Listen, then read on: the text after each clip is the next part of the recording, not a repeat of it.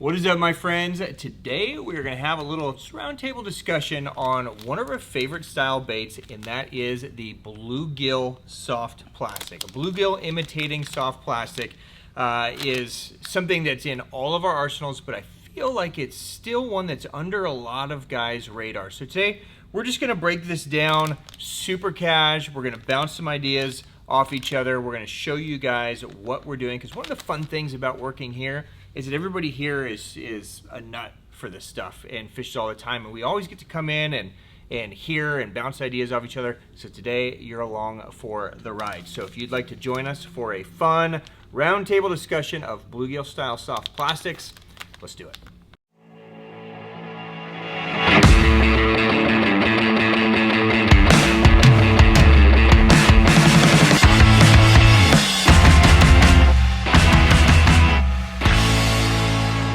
All right, welcome back, guys. I'm Ben with the Hookup Tackle. You know these two short guys. I'm gonna try to slouch as much as I can today so they feel, does it make you feel more manly when you're my height? Sure. Can you see why I'm so amazing? Because this is just easy for me. I don't have to stand on my tiptoes or a box like Griff is doing right now. Anyways. You're missing out on so much of the world down here. Really?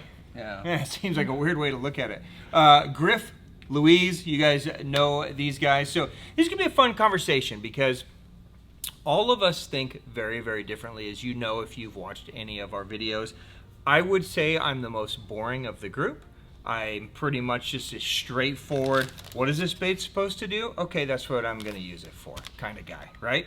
Griff, I would say, gets a couple levels above me in the fun category, where he takes stuff, he tweaks stuff, he tries stuff.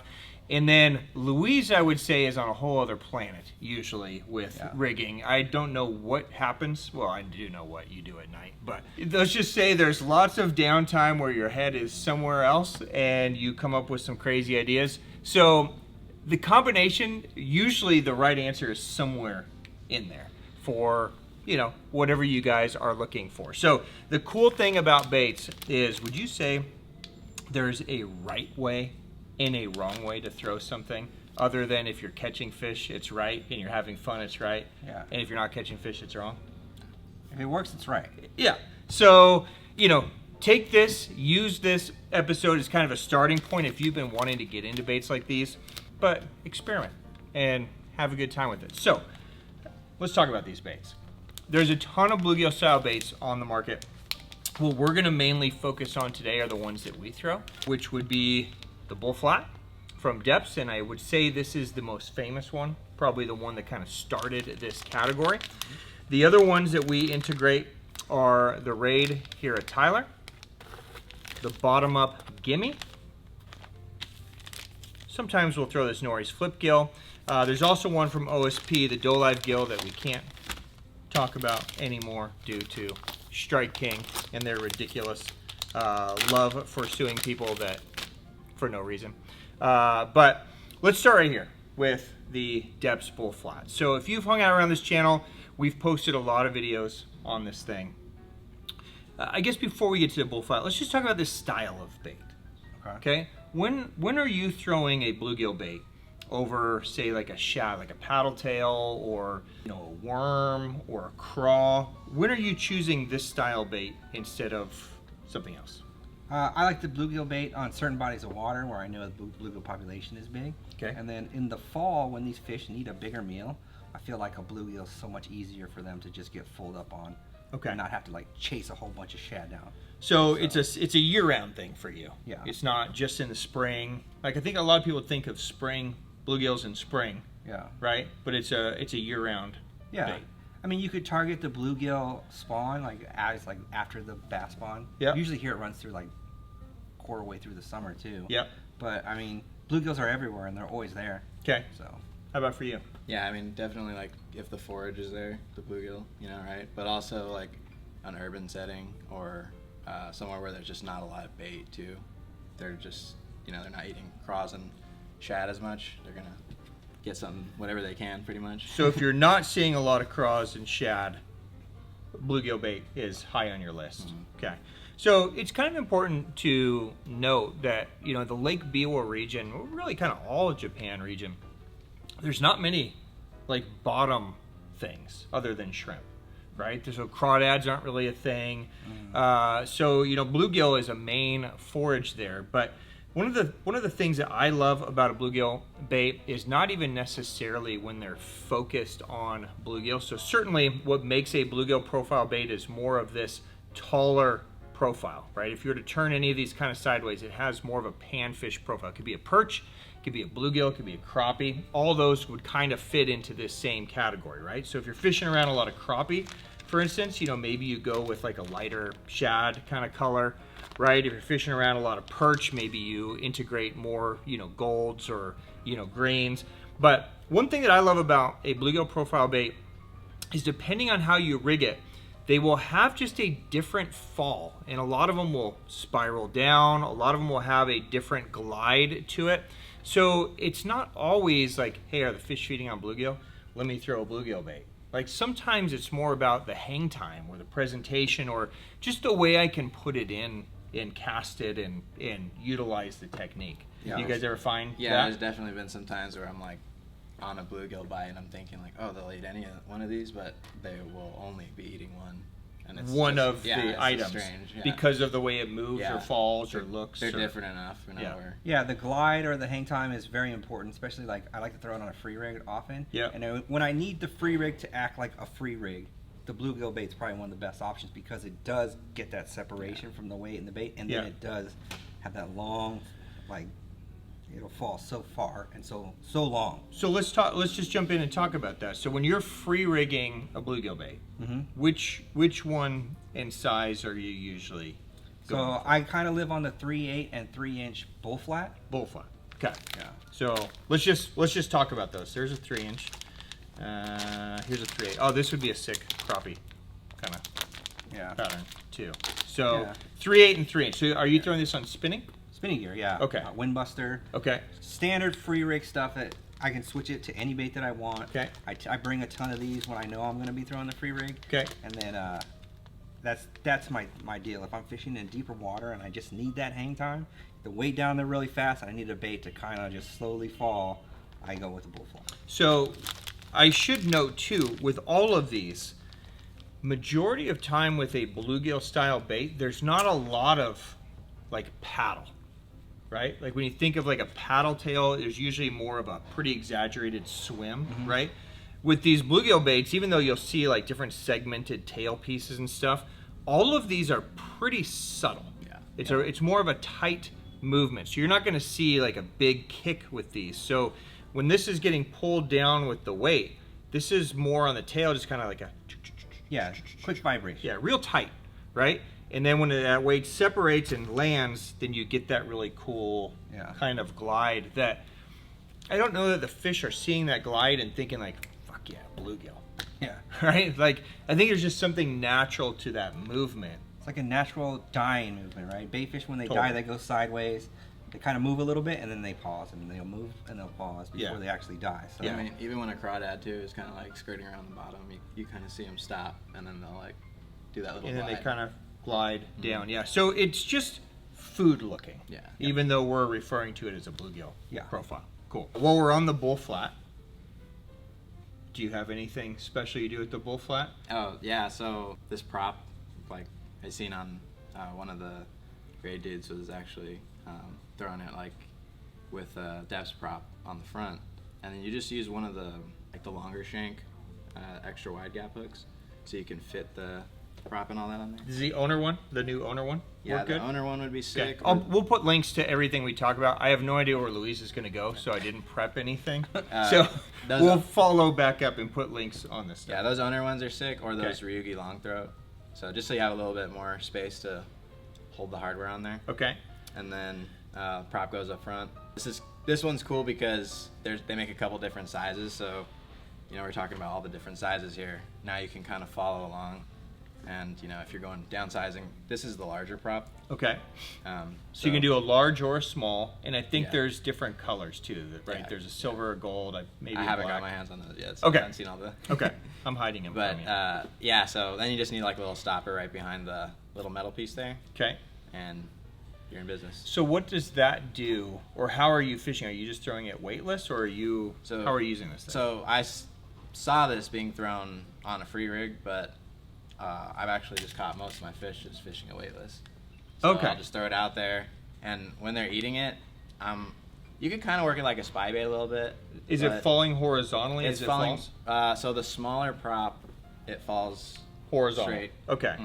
Okay. And then that one, it's gonna it's heavy enough where it comes down. And when it comes down, is falling? Is it spinning? Yeah. Okay. So I could actually see that kind of having two, like field different like spots in the field. You know, like Okay. maybe if you're working something a little more vertically, you want to go with the heavier prop to cover. Okay. You know, Yep. this way.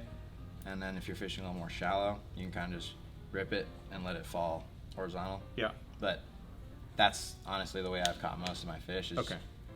If they're eating it, it doesn't even make it to the bottom. To the know, bottom. like- They're just seeing it come down. Now, you've got a gimme on this. So this is the Bottomup Gimmy 4.5, right? And of course, we were talking about the bull fly, and I asked you about the bull fly, and then you pulled out a gimme.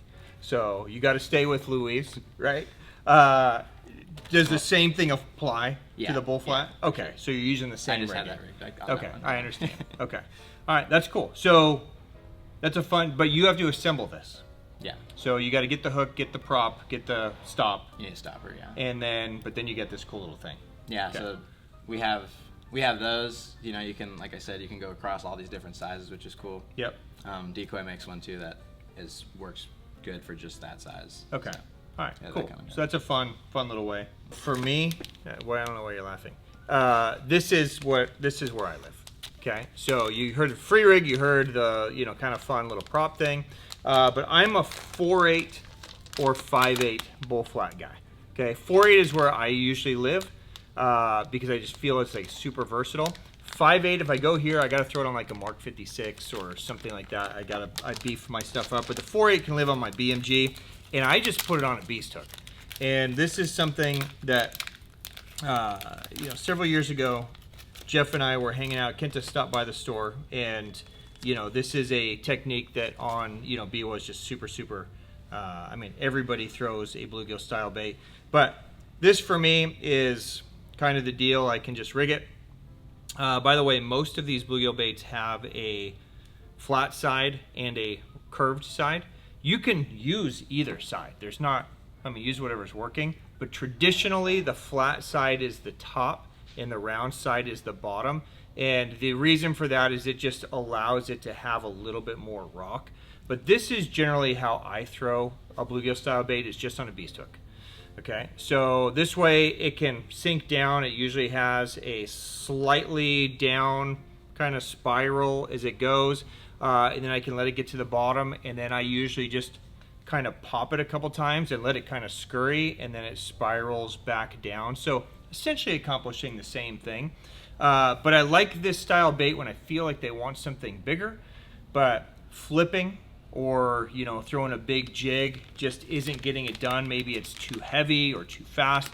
This just lets me fish something a little bit more erratic and pop it so they get that trigger and then that slow kind of spiral down. So 6/0 beast hook on the 4.8, 8/0 beast hook on the 5.8 is where I go. And again, BMG for the 4.8, Mark 56, or you could try the BMG on the 5.8 as well. So I like it as a trailer on the grass piece. It's the only trailer that I prefer on the grass piece. I've run other trailers. Okay. And I think that it slows it down a little bit. Okay. And everything. So as you're coming forward with it, it's going to slow it down. You're still going to get the vibration of the blade. Yep. The bait's going to kind of shake in the back. Yep. But even on the fall, because of how flat it is, it'll Yep. slow down the fall, and you're still getting the vibration of the blade. So everything's happening. Yep. It's just slower. What size are you using on a grass piece for a trailer? So on this like a 1/2 ounce, I'm going to use a 3/8. Okay. If I go bigger, like a 5/8 or 3/4, I'm going to go to a 4/8. Yep. I'm just going to kind of match it up. Yep. One other thing that I did notice is that sometimes when you run like a straight tail style trailer on this, Yep. I was getting my tail bit off a lot. Okay. I switched to the bluegill because it gives them a little bit more surface to suck things in. I see. Right, and so my hookup ratio has gone up a lot since I did that. So now, if I can, I just want to use a bluegill bait on the grass piece. Yeah, and again, I don't think, to Griff's point, I don't think it matters if there's bluegills in the area. Yeah. Right? Because it's not sitting there long enough for them to get a full profile. It just changes the elevation of the bait, it widens the bait, but it doesn't lengthen the bait. Yeah. So they're forced to kind of get that hook. So just to give you an idea, right? So versus using like a 5-inch trailer, which would be, you know, an inch and a half further back, this just lets you keep it nice and short, but it still gives you that nice wide movement so that it moves really good. So 3/8 bull flat, the 3/7 Hira Tailor's amazing, also from Raid. The Hira Tailor, we haven't talked about this yet, so let's dive into this one. You love this bait. Yeah, I throw Okay. that on the grass piece a lot, actually. The 3/7? Yeah, and Okay. it's kind of funny because like a lot of these, like, you know, Griff's saying is they'll overlap, right? Where like this one or the Hira Tailor and the bull flat I'll totally throw on a trailer, but the Gimmy is too loud. Like it just Too draws. much movement? It's too much presence. Like I see. It grabs too much water, and like it affects the retrieve of the bait. So do you think the Gimmy of these three, the Gimmy has the most pull and draw power on its own? Yeah. Okay, For sure. so if you want more draw power, this is a good idea. Okay, and this is from Bottomup. This is the Gimmy. There's 2 sizes. This is the larger size. There's also this smaller size. Okay, the smaller size was the original one. This is the original Gimmy. Great on a free rig, small finesse jig. The larger size isn't really that big. It's only 4.5 inches. So It feels big though. it feels big. Yeah, even though it's not. So for a trailer, you think too much. Yeah. You like the Hira Tailor and the bull flat. Yeah. Definitely. The Hira Tailor is a unique bait. If you ever watched our interview that we did with Kanamori when we were in Japan a couple years back, when he first launched the Hira Tailor, he compared it to the bull flat. Everybody in Japan uses the bull flat, right? And he wanted to make something similar that he could fish in the same conditions, but that moved slightly different, that had a slightly different take to it, that he could kind of do a 1-2 punch with the bull flat. This one is kind of like a ribbed style, but it's designed to kind of twist, so your hookup ratio is really good. Because there's a lot of these solid body bluegills, there's a lot of plastic there that hook has to go through, and depending on how they get it, a lot of times they will get it like this in their crusher, right, and it'll fold, and then it's hard to get that hook through all those pieces. So with the Hira Tailor style, when they get it, it kind of folds out of the way so that hook gets them really good. The ribs on the Hira Tailor, they kind of catch water. So water will sit in here, air bubbles and stuff like that. So if you're someone who really likes to feel the contact with your bait, these rib style ones, you can feel it really well. It'll turn a small little bait like this and it'll add weight to it. You feel like you have a lot of weight on there. So you know that it's down there, it's doing something, you got contact with it.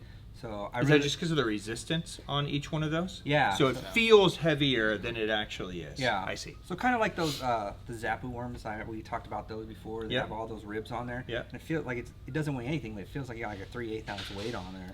Yeah. Same concept with that. These things right here, and they all move independently. Okay. So it's doing all kinds of crazy stuff. So. Yeah. I think that's why that one looks so good on as a trailer. Yeah. If you look at it, it's basically a worm with all those ribs sticking out of it. Yep. So it can actually. So as it moves, it's allowing it to kind of pivot back and forth as well. Yeah. Okay, cool. Is there anything that we didn't talk about with the Gimmy? This is kind of overlapping with something that I do with the flip gill too. Okay. We got this screw cat piece of terminal from Zappu, and it's basically it's kind of like a CPS, but it's got a long piece of wire sticking out. Okay. So you can just screw that into whatever plastic you're using. And like the reason for this is a lot of times, we don't see nail weights much heavier than 5 grams, right? Typically. Right. Like, Right. So, upsizing, not necessarily so much for this size, but as we're going up, if you want to Nico some of that heavier stuff, then this will let you put a bullet weight of your choosing, so you could go up to, 7, even 10 grams or something crazy like that if you really want to. And that screw cat can hold it in there. Yeah. Okay. So, you're not going to be like skipping. The lighter weights you can definitely like skip around a little bit. It holds it pretty good. Okay. But I wouldn't be trying to skip it with like a ½ ounce or. So can I see it? So I'm just gonna say the same thing you said, but in English. Okay. So basically, this is for Neko rigging. Yeah. Right. So you're gonna Neko rig this here, right? Traditionally, there'd be a bullet weight, or a nail weight. The nail weight's going to go down, it's going to neck rig, and you're just going to kind of crawl it around. This is giving you the ability to go a much heavier weight by doing the screw cat. Yeah, so what we're saying, like a lot of these baits, they don't have much presence, but specifically like with the Gimmy, the tail, it takes a little bit of weight to get it activated. So that's kind of why I saw the reason to use that for this, you know, I see. Going up in the weight. Yep. So you can get that like the little thump on the fall. By using the heavier weight. Okay, cool. And that might be a really useful thing. A lot of guys are trying this more Neko rig style and bluegill style for forward-facing sonar too, when they see a fish on the bottom or by a bush. So this could help them get that down there a little bit faster. Cool. All right. Anything bluegill bait starter conversation that we didn't cover that we should cover? Any one of these baits right here, they're not very thick baits. So you don't need like that extreme wide gap hook unless you're doing something like that blade, like that prop thing that Luis is doing. Like that's a very specific technique. So, so I like the Infini and the Bellows, almost identically the same hook, except for one's got a thicker wire on it. It's like a hybrid between a wide gap and a worm hook. You don't need that super wide gap. Keep it close to the bait so you're not catching things in the water, and that's why I choose these hooks. Yeah, so it's wide enough, not too wide. Yeah. Yeah, okay. And then when you're free rigging, are you doing normal 1/4 ounce, 3/8 ounce usually? Yeah, I'm adjusting by the depth. Okay. Because there's a couple spots we go to where we're fishing in 30 foot of water. Yeah. So. Okay. Then you bump to a 3/8. Yeah. Okay. Cool. Luis, anything else you'd like to add? Yeah, I mean same thing, just depth, right? But again with the Gimmy, like there's a minimum weight I fish on that, which is 5 grams on free rig, Neko, whatever, just because I need that tail to get started. Right? Okay. If it's not moving, I kind of feel like there's not really a reason to be using that over the other ones. This is a good. I want to just piggyback on what you're saying. A lot of times we think of weight as a depth control. Yeah. And it certainly is that. Like you just mentioned, like when you need to go deeper, you go to a heavier weight, right? But with any lure, any soft plastic lure, there's an engagement speed, right? So each lure is built different to have a movement that needs a certain amount of resistance to actually activate the movement, right? And that's what Luis is referring to. So for instance, on this bait here, this is the Gimmy 4.5 that you were just talking about. It has these ribs, right? Which obviously as soon as it starts falling, these ribs are going to do what they're designed to do. But this tail back here is pretty thick, right? And it's designed to just have it real tight, just kind of as it falls down. But if you don't have enough weight pulling it, it's just going to almost eye motion. Yeah. It's not going to do anything, right? So it's just going to fall and not really engage. So you need to find the right amount of weight so that when it pulls it, there's enough water resistance hitting that joint to where that back piece starts activating, right? And for you, 5 gram is the minimum. Yeah. So even if you're fishing real shallow water, you still got to have that weight to activate the movement. And this is something that you guys should experiment with a lot, and something that I've only recently kind of learned over the last couple of years, that weight to get certain actions engaged is critically important. So whether it's a bluegill bait or, you know, a scooper frog, which comes to mind because I'm holding a bottom up, but really any bait, they all have kind of a sweet spot. If you go too heavy, it just pulls them down. You don't get any movement. If you go too light, they just fall like a dead log. So you got to kind of find the right balance. I think that's why this and the bull flat work so good with the prop, is because you want to fish it more shallow without the weight, but the prop is creating the resistance to give you that little bit of, when you're, you know, give it a little pull, it'll still get that, you know. Understood. For that one, and the bull flat just keeps it down. You know? Cool. All right. Well, there you guys go. There is a very quick, semi-messy round table of bluegill style baits. Free rig, beast hook, prop, Neko rig, trailer, probably the 5 easiest ways to use them. But by all means, we experiment and share with us what's been successful for you guys. So I want the whole community to be able to grow collectively. So if there's anything that we didn't discuss, it's been working really well for you, I'd love for you guys to comment down below. Share with us. We want to learn from you guys as well. So we'll go back. We'll put links to everything in the description if you guys want to check any of it out. We are going to put all of our Instagram handles at the beginning of the episode and down in the description. So if you want to deep dive with any of us at any time, Griff 24 hours a day, especially early morning. You're going to see it's going to be a theme in all my episodes now. Me, like noon to 1, 1, Monday through Friday, 2 to 3 noon PM. to 1 on Sundays. So no, seriously, holler at us anytime, whether it's on the hookup Instagram or our individuals, but we just want to make sure you guys are having success on the water. So until next time, thank you for joining. Thank you. Thank you for joining. I'd say try to grow, but I think you're past your prime. All right, until next time, my friends, peace. Have fun. See ya. Thanks, guys. Now my hands are Greasy. I was watching you just grease your hands all over doing that. He needed some lotion. I'm glad Ben was doing that.